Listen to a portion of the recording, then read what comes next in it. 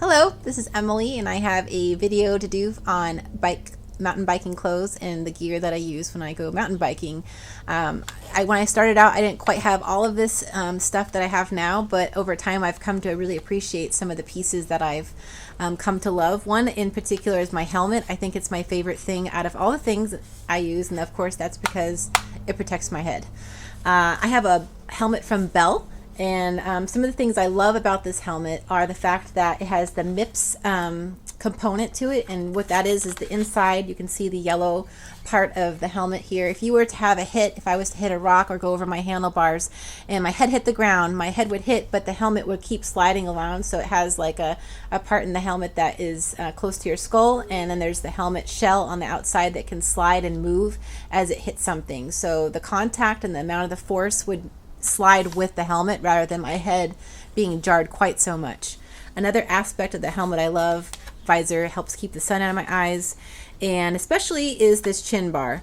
Some might think this is overkill, and I know I see a lot of people that have different kind of style helmets, but for me this is one of my favorite features, and this is one of the big things that I was kind of important to me when my husband was looking at gear and we were kind of looking at some of the stuff together. It was this feature. I used to do dentistry, worked in the dental field for almost 10 years, and one of the biggest things was seeing patients come in from any kind of an injury, or they're out doing something and they jarred their teeth, their front teeth loose. I have nightmares about it still. It's one of my biggest things when I dream at night is my tooth or some part of my tooth is missing.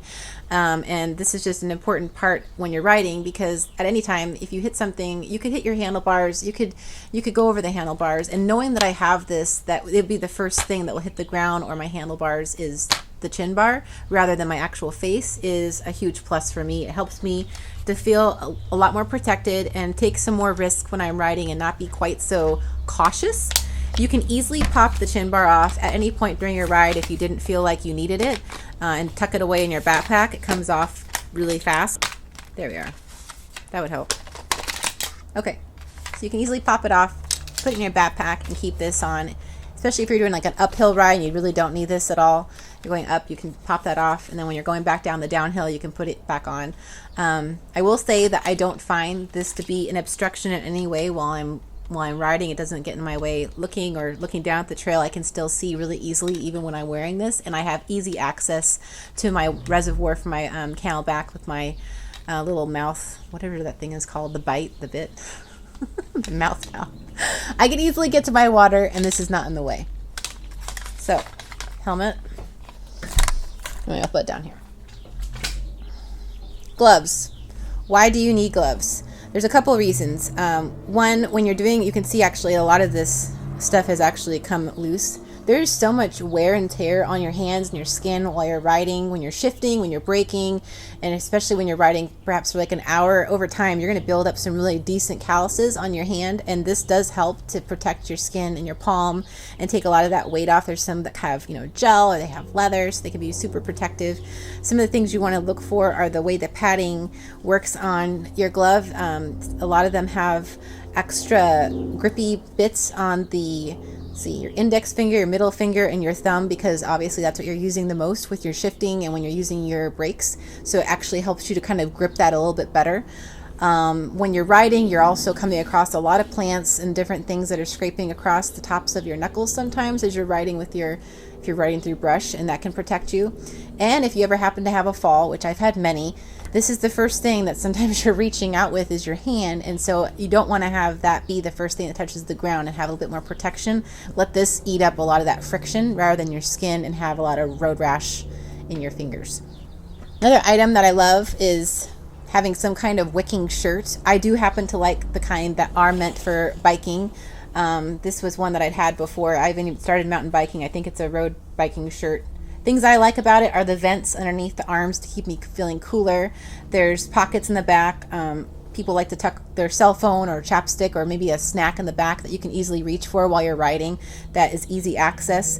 And one of the things as a woman that I really like especially is the fact that it has this grippy bit of material. It's like a rubber that's really good to keep my shirt from creeping up my back when I'm riding, and it stays in place. And I happen to like the kind that have a half zip rather than the full zip. I know it's preference, but that's my favorite kind. They come in all different kinds of styles, but that's the one I usually reach for the most. This is coming. One of my favorite features is having these as well. I think we picked them up from REI. It's a simple sleeve that you put on over your arm. Some of the benefits of having this in California, we have often from maybe about mid-May to the fall. It's quite warm here when we're riding, and there's a lot of sun exposure. We first got these more because I have skin cancer issues. I've had a couple places removed, so I have to make sure that I protect myself from the sun, and wearing sunscreen is a pain. So sometimes it's nice to have a little bit of an extra layer of protection. And when it gets really warm or I'm in the shade and I don't really quite need these anymore, it's a lot easier to just slide these off my arm than to pull off my CamelBak and then take off the other overshirt that I had. This keeps me from having to do that. And they actually make me feel cooler. They wick away the moisture, but they also kind of make me feel like I have like air conditioning over my skin because it's keeping the airflow and keeping my skin feeling cool. So they've have a couple win-wins with these. They do have a left and a right, so it kind of makes it easy to know which arm to put it on. And it has a grippy material, much like the bottom of this shirt, that keeps that from sliding down. And I never have to worry about pulling them up or they sliding. They stay in position all the time, and I never have to worry about them sliding. It's one of the biggest things, especially right now in the spring. There's a lot of overgrowth on our trails, is poison oak or poison ivy. We have a lot of that here, and this really does help as we brush against things not to get that directly onto our skin.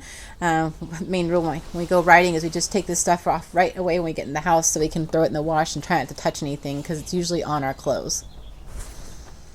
Okay, let's talk about bike shorts. I happen to have a pair that are my favorite, and it's from the Zoic brand. I think this is the first pair of shorts that I got, and I hit a home run because they're my favorite. They happen to have the Velcro, snap, makes it really easy, and they never come undone when I'm riding. But one of the things I like the most about these is their length. The material is really easy and slides nicely when I'm riding. It doesn't get hung up on my seat post when I'm using it to go up and down, or especially when I go through a water feature and everything gets wet. These still work very well. But the best part of all, I think, is that either side has this Velcro that also lets me adjust my shorts to get a better fit on my hips. I hate the kind that have the drawstring. It's such a pain. I just don't like that kind. This is my favorite part about them, is I can do that and I can get the fit that I need without having to always fiddle with the drawstring. It does have a pocket with a zipper, so again, you can tuck away chapstick or whatever on the side of your legs. But you could get away with using athletic shorts, but one thing to make sure that you keep in mind and try with your bike before you go for a ride is, how does it feel when you're standing up on your pedals, when you're going back down? Are you catching the seat? So you want to make sure that you feel comfortable and that this is allowing you enough clearance, that you're not catching the inside of the seam of your shorts, and that it's not getting hung up on it and then you're filling with it and trying to pull it back down. So do keep that in mind. Then the inside of the bike short has usually some kind of padded short. Some come with one, some don't. One thing that you want to look at with your shorts is obviously the thickness of the padding. How does it fit and sit with you when you're seated on your seat? And another aspect of it is how many panels are sewn into the inside of the inseam. Some have 4, 6, or 8, and you probably want to look for them that have 6 or 8 panels. Reason being is that the more panels there are, the better it kind of stretches and fits with you as you ride, and it moves with you. If it's all kind of lesser panels, then it doesn't quite stretch as much as you probably want it to. And I find that the ones that have the most panels fit better with you as you're riding, and that does make a difference with your shorts. Okay, and let's just say one thing that always does come up with bike shorts is, do you wear underwear or do you not wear underwear? And let's just say that's a very personal question and preference. I didn't even know that existed as a question until I went to a women's event for mountain biking, and someone who was doing the training was like talking about it, and I was kind of shocked. I didn't even know you could do that. So yes, you can go without, you can go commando, you can not wear underwear, it's up to you. But definitely use your own. I don't know what to say. Do what makes you feel comfortable. Okay. These are not necessarily a mountain biking item, but they come to be one of my favorites as well. And this is a compression sock. I think we picked this up on Amazon. It goes on your calf of your leg, and it has pretty tight. You definitely want them to be snug. You don't want them to be loose. And I can barely pull them on, so that's how tight they are. And once they're on, the reason that I really like these is because when I started out riding, I was learning how to use my gears, learning how to shift properly, and a lot of times I wasn't pedaling with the right cadence, and I would end up having my foot slip off the pedal, and it would come back around, and it would slap the front of my shin, and the teeth that are in the metal part of the pedal would grab my skin. I had a lot of, I don't even know what you would call them, but it looked like I got attacked by a mountain lion for like 2 months after when I first started riding. And this is a really good way to protect your shins while you're out riding. I know people also have the shin protectors where it actually is like a whole pad, but this is another good way to protect your shins when you're riding. You can actually see some of the places when I was first riding where the teeth of the pedal actually grabbed and ripped this. Another, again, aspect that you want to keep in mind is whatever kind of elements that you're coming across, like poison oak or poison ivy. This also protects my legs from rubbing up against anything, but also does protect me from the pedals when I've happened to slip and I have a pedal smack my shin. Socks. These are just smart wool socks. I don't really even have mountain biking socks. I just like them that have wool. Wool is really important because it keeps your feet dry. It absorbs moisture. We go through a lot of water crossings in the particular trail that's my favorite, and I always get wet feet.